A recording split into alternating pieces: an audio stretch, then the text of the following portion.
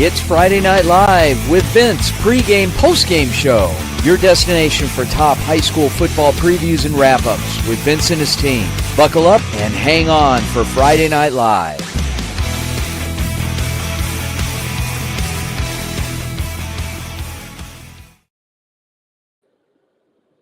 Good evening, ladies and gentlemen. Welcome to Friday Night Live pregame show, Halloween edition. My name is Vince DeLisio, joined by some amazing reporters, journalists that are joining us here, co-hosting tonight. Not only that, but as well as our field team at every game that we've covered the last couple of days and that we are covering. I think you're going to enjoy it. You'll enjoy the reporting and their take on things. So let me start off with our co-host today, starting with Jasmine Dickmans from Tempe, Arizona. Jasmine, how are you?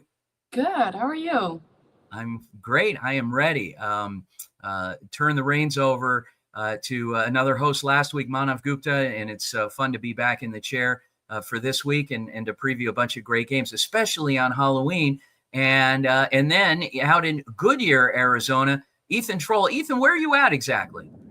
I'm at Desert Edge High School, which is ranked 5th in the state when it comes to overall rankings, and they're also ranked top of 5A. And they invited me out to the game, and so I'm hosting with you guys and watching a free game. It's going to be awesome. We're facing Millennium tonight. Actual invite. You'll have to give us kind of a little preview, a little off-the-cuff preview of what to expect from both teams out there tonight. I'm sure you've done your homework and you're very close to that program out there. So great job by Desert Edge, and looking forward to hearing more. And Jasmine, tell us what you're up to these days. I'm busy covering some games for us and also being in a pool practicing every day. But I'm very excited for today. As a member of the ASU water polo team, and so you've been balancing quite a bit between working with our team and working with your own team out in Tempe. So amazing. With that being said, let's kick things off, and we are going to head up to Sacramento, California, and let's go ahead and welcome him in right now. Take it away. Hi, Rodolfo. How are you doing tonight? Good, Jasmine. How's it going? Good. Tell me, what games will you be looking for tonight? Well, there's actually plenty of competitive games today. Well, the top teams of this region here in Sacramento played the majority of the games yesterday, but there are also very good games today, such as Oak Ridge against Rockland High School. They're very, very solid teams, and two of the top teams around this area, and they face off today. Very important game because as we approach the playoffs, both of these teams are looking to get in. And another one will be Folsom High School and Granite Bay High School, both competitive teams as well, and they're getting ready for the postseason as well. What are you looking out for tonight? What are you expecting from these teams? Tell me a little bit more. Absolutely. Well, we're looking for both of these games are very important because it will set up in the standings where the teams will play and where the sections where the teams will be matching. Because here you don't play the same teams from the region, you play different teams from other parts of California. So it gets very interesting. It's a bracket based on your league and how it went and your record overall, and that's how teams get to play other teams from California, but completely different parts of the state. So this is a very important week for these teams. Most of these teams are very on the top in terms of their record, but we'll see where they fall in the standings when it comes to the playoffs. That sounds amazing. Great. Thank you so much, Rodolfo, for this little preview of what you'll be watching out for. Very excited to hear more and look out for those exciting games. Especially since Absolutely. Thanks for having me. Yeah, thank you. We'll turn it over to Ethan, who will talk about with JR. Well, we have JR coming up next here. JR, you're out in Eastern Texas right now. What are some games that we're going to be looking forward to and some players to keep an eye on? So the games that I am looking at are tonight. You got West Sabine, which is actually located in Pineland. They have already clinched a playoff berth. However, they're playing now to determine seeding, and they're playing West Hardin, who is going to be a difficult opponent because they have a pretty decent record as well. But they need to win in order to stay in the playoffs. So we're going to see how that goes. And then on down in Silsbee, Jasper is taking on Silsbee. Jasper ain't been doing too good this year. However, Silsbee must win tonight to have any shot to stay in the playoffs. They got to win next week as well. As far as players now down in Silsbee, you got Jacaleb Johnson. He's a quarterback down there. And we'll be watching him because he's this year passed for 897 yards for 11 touchdowns. He's got close to a 60% completion rate, and he's rushed 25 carries for 681 yards and 3 touchdowns on that. That's awesome. So can I ask you about this week's video for the halftime special? What did you do for that? That's an excellent lead in there, Ethan. For this week, okay, so the game between Silsbee and Jasper is over a century of rivalry. The first one was in 1922, the very year that Jasper, the school, was founded. So these two have been going at each other. Historically, Jasper is up by some, the records differs, but it's over 40 versus Silsbee, which is over 30 to the mid 30s. So, I mean, historically, it's going to be a close game. It's a rivalry game. Just one of the oldest in Deep East Texas. Sounds great. Thank you so much, JR, and have a good rest of your night. All right, you too, man. We'll see each other All right, around. Jasmine, who do we have up next? Who are you going to be talking to next? We have Matt McCord, currently at Horizon High School. Matt, how are you doing? I'm doing great. How are you, Jasmine? Good, thank you. So Horizon has some pretty talented players on their roster. What are you hoping to see from them tonight? Well, tonight's senior night, and they're actually doing their senior ceremony right now, so it's kind of cool.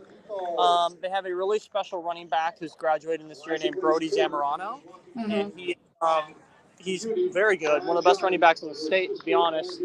And he's graduating along with their quarterback Puma and a lot of other players, so should be a special night. And considering it's senior night and they also come from a little bit of a losing streak, how important is this game for Horizon, and how eager do you think they are to show it? Horizon needs to win this game because they're trying to make the 5A region playoffs, and they're playing a Chaparral team who is 3-6. It's been a rough season, so this is a must-win game for Horizon. Just take care of business, and they'll be in the playoffs, no doubt about it. So that's the deal tonight. Hopefully, we get a big Horizon win. Thank you so much. Keep us updated. Yep. The game. Have a good night. Ethan, we'll turn it over to you again. Who do you have on the call right now? Well, up next we have Dane Palmer going to the Desert Mountain and NPD game right now. How you doing? How you doing, Dane?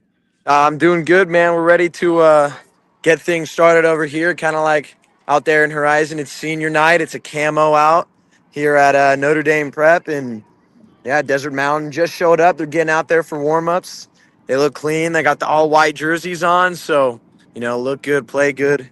Look good, feel good, play good. Is what they say. Desert Mountain's playing by those rules right now.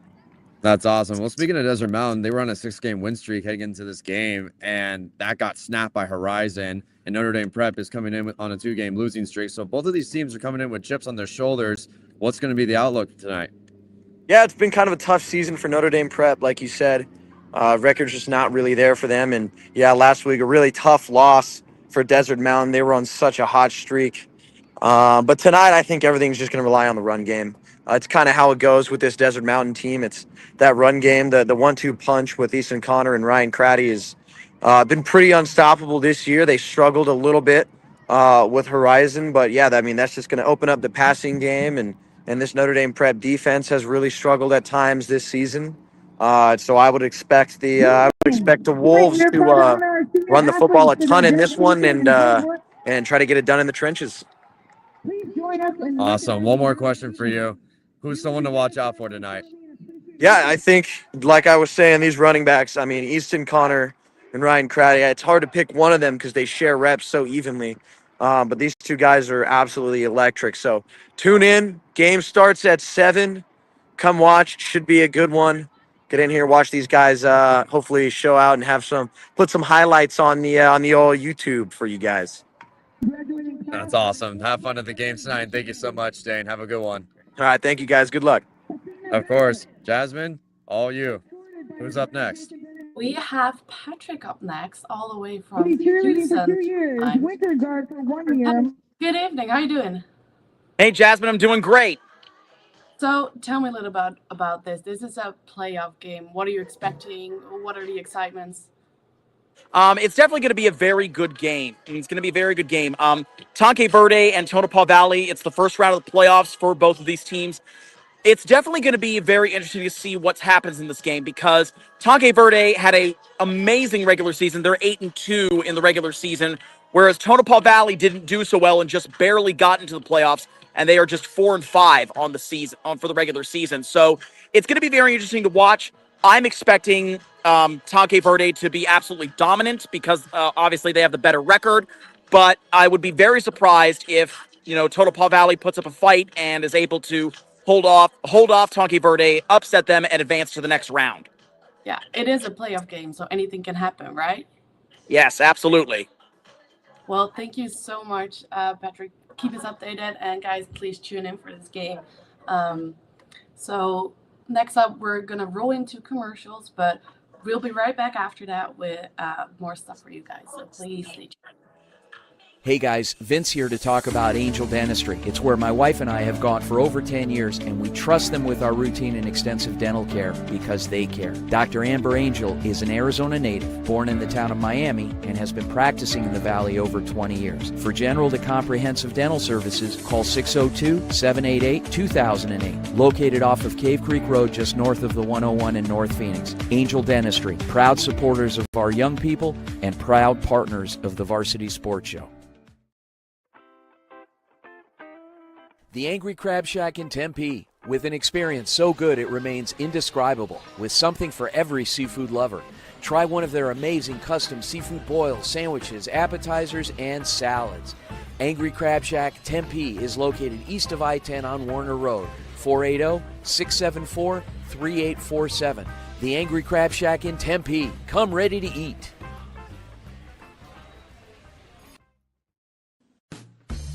APAC is your one-stop source for all your automotive and heavy-duty air conditioning parts, supplies, and equipment. They're family-owned and have been the Valley's go-to for all your auto AC needs since 1982. Whether it's for your everyday or vintage car, commercial, or off-road vehicle or equipment, APAC has you covered. Call APAC, AAPAK, the AC experts at 602-254-1116 and ask for the Varsity Special to get 10% off your purchase.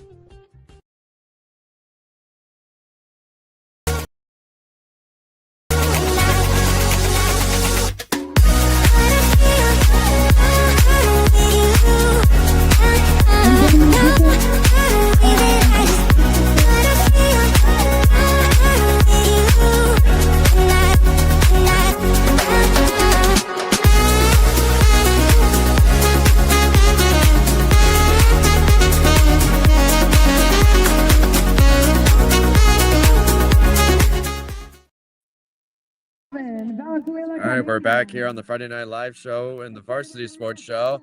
And now we have Ryan Gaylor, who's going to be previewing we were at the game commentating last night for Brophy and Saguaro. Ryan, how are you? That's awesome. Yeah, I'm sorry about the audio. I'm at the Desert Edge game right now, but let's talk about Saguaro for a second. Not a great game for them overall, but for Brophy, it was a fantastic performance. What do you think about that? And his brother Chaz. Highlights include 4 letters of varsity football and baseball and being on the honor roll. It doesn't appear that Ryan's got audio going right now. You may need to check your settings there, Ryan. Ethan, why don't you give us a quick recap of last night's game? Just some observations, top performers on both sides of the ball. I know obviously Devin Fitzgerald had a big game, but what can you tell us about last night?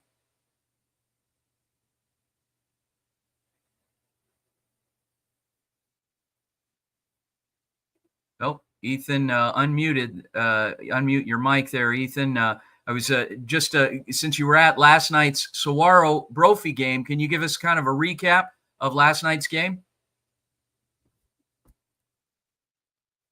Okay. All right. Ryan, how about you? Is your audio working? It is not. Okay. Well, with that being said, we are going to transition. We'll come back. Ryan, we don't have you right now for whatever reason. Ethan, we don't have you either audio-wise. So let's send it back to Jasmine, who's going to welcome Niall Rosenberg. Let's get Jasmine and Niall. Take it away, Jasmine. Niall, good evening. How you doing?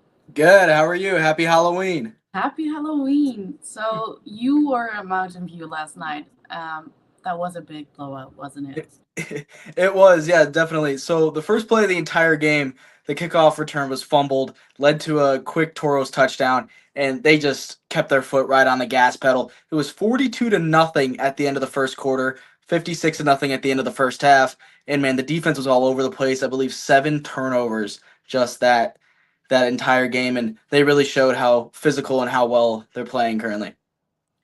That's crazy. And if I'm not mistaken, you were play-by-play last night, right? I was, yes. So whose names have you been calling a lot?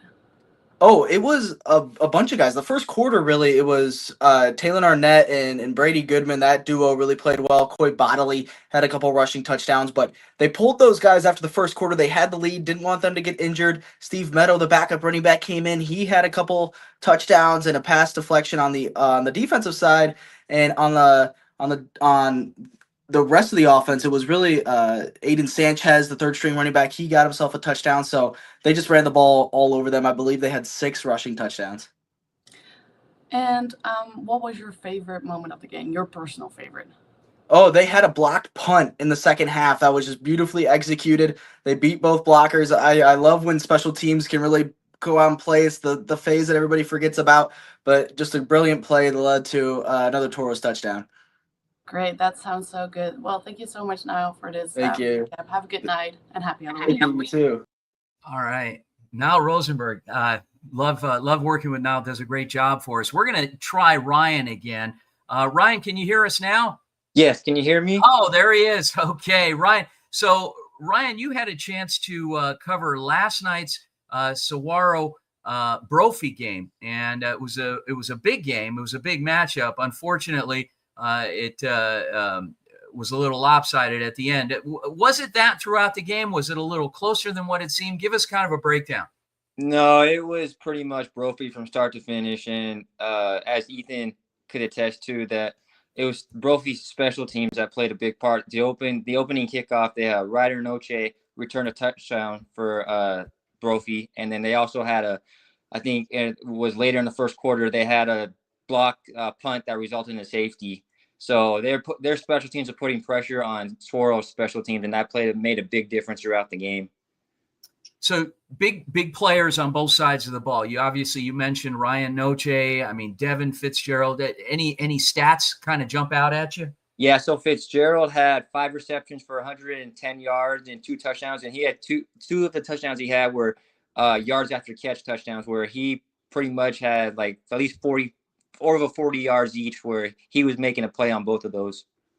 Wow. Amazing. Big night. What about the Saguaro offense? I know they've been rotating quarterbacks and obviously the score being what it was, or it wasn't much offense, but were they moving the ball?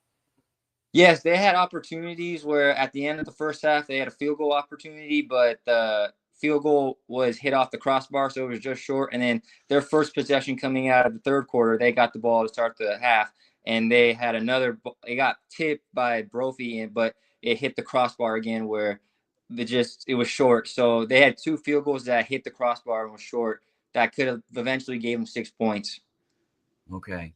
Well, thanks so much for your reporting, Ryan. Great job out there last night, and you'll be back at it tomorrow night. So thanks again, Ryan Gaylord, who covered Saguaro and Brophy. Let's take it on out now, and we are going to welcome back Ethan Troll. Ethan, we got you back. Yes, we did. I apologize Right. for the technical difficulties there. No, and with that, we're going to send it out to Las Vegas, and Ansley Pavicek is going to join us, who had a big playoff, first round of the playoffs last night out in Vegas. So, Ansley. Hey guys, how are you doing tonight? Happy Halloween. Yeah, we're doing really good. So you're out there, and the Lutheran Crusaders are now 3-3 on the road. And now, what makes them so good on the road, considering that they're pretty well balanced and actually have more wins away than they have at home? Yeah, I think it's just setting their defensive straight. When they played Desert Oasis had a really good home record, being 4-0. So I think just them setting straight, knowing, probably when you go to on the road, you're going to be the underdogs, but they did a really great job, both sides of the ball, to come out with a dominant win. Yeah, and with that dominant win, a part of it was they only put up 14 points in the first half, but then they put 21 up in the third quarter. How were they able to do that?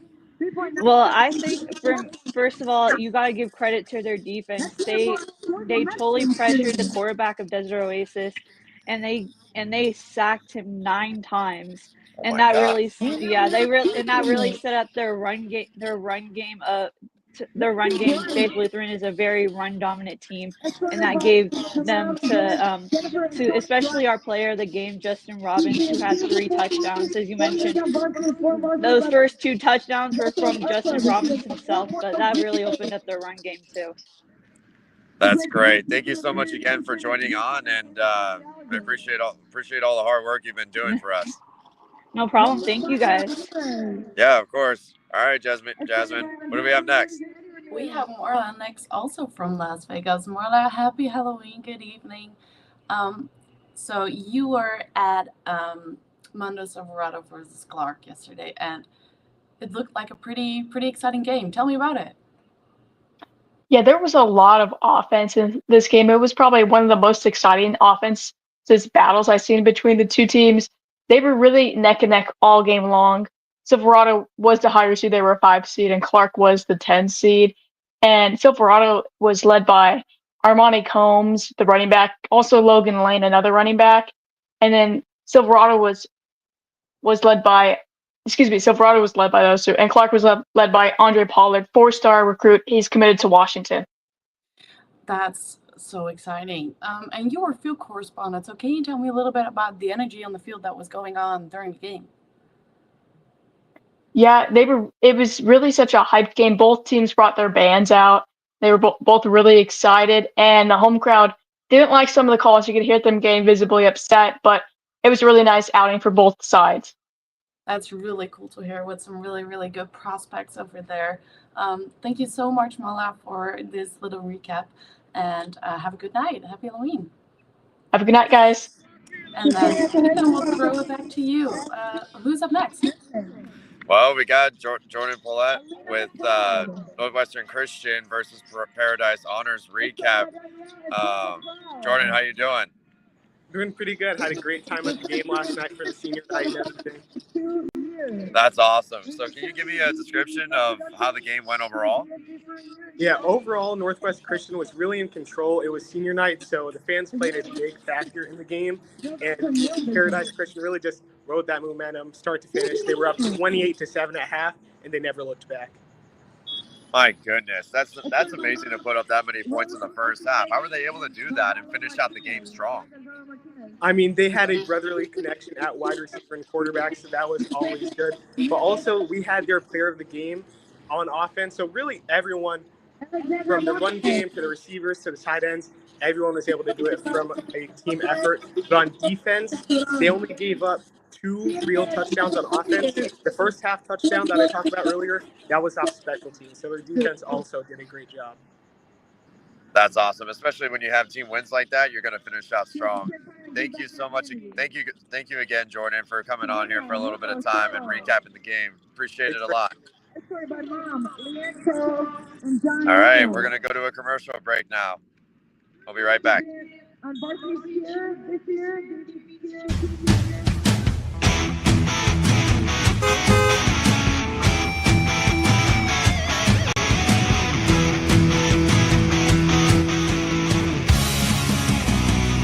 It's Friday Night Live with Vince, pregame, postgame show. Your destination for top high school football previews and wrap-ups with Vince and his team. Buckle up and hang on for Friday Night Live.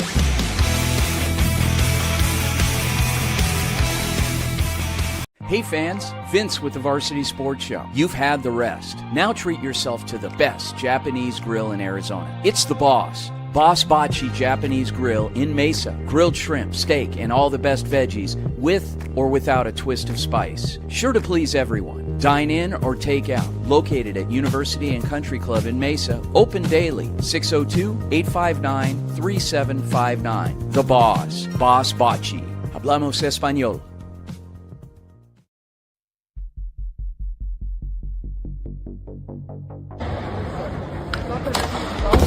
What's up, everybody? It's Rob Blackney, Medicine in Motion, out here in Paris. We're here at the Roland Garros.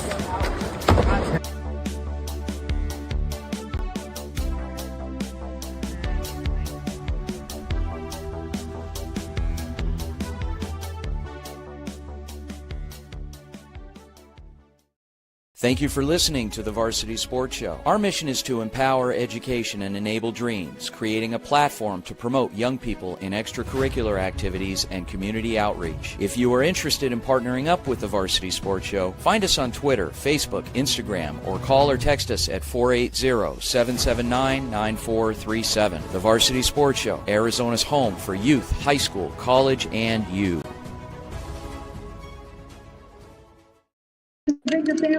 Welcome back to Friday Night Live pregame show. Guys, enjoy the rest of the evening. A lot of great high school football action. There are going to be a lot of great games going on out there as we wrap up the regular season and also welcome in the postseason, at least for one game that we're covering down in Tucson. A lot of good stuff. And make sure you come back at 10 p.m. for the postgame show. And I got a date with this guy tonight here being Halloween. So on behalf of our amazing team, Jasmine Dickmans, Ethan Troll, Vince Alicio, we'll see you at 10 o'clock here on Friday Night Live.